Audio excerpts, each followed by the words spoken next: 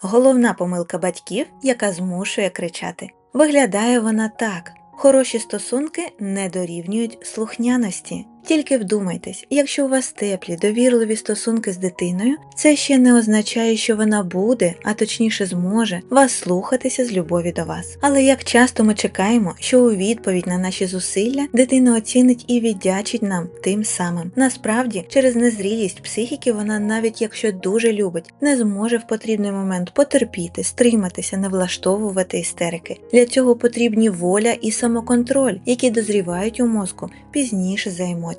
Тому, щоб навчити дитину поводитися правильно або гарно, недостатньо просто любити її. Потрібні конкретні батьківські навички. Якщо б'ється – зупиняти. Щоб потерпіла – мотивувати. Щоб завершила – розпочати, контролювати і повертати до завдання. А якщо таких навичок у вашому арсеналі недостатньо, давайте поповнювати його разом.